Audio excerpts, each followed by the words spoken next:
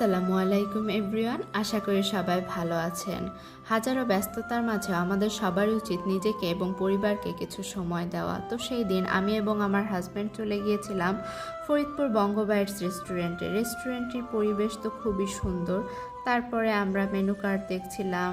Menu card দেখতে দেখতে আমরা কিছু খাবার অর্ডার দিলাম। খাবার অর্ডার দিয়ে আমরা অপেক্ষা করছিলাম এবং রেস্টুরেন্টের ক্লিপ নিচ্ছিলাম। রেস্টুরেন্টটি আসলেই অনেক সুন্দর, খুবই অ্যাস্থেটিকভাবে সাজানো ছিল, খুবই সুন্দর। ছোট্ট একটা রেস্টুরেন্ট কিন্তু খুবই সুন্দর।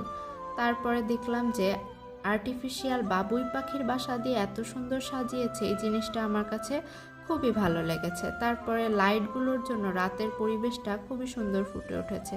আপনারা ফরিদপুর আসলে অবশ্যই এই রেস্টুরেন্টটিতে আসবেন। তারপরে খাবার চলে আসলো। খাবারে ছিল পাংখা কাবাব, চিকেন তান্দুরি, নান, পানীয় হিসেবে মোজো।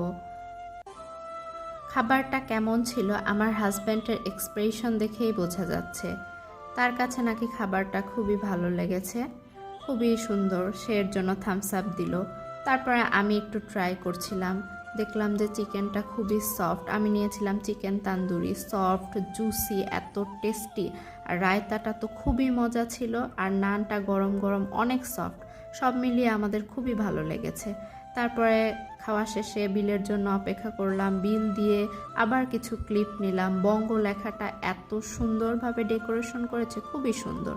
তারপরে দুই টোনাটুনি বাসায় চলে আসলাম। আজকের ভিডিও এই পর্যন্তই। আল্লাহ হাফেজ। Thanks for watching. Don't forget to subscribe.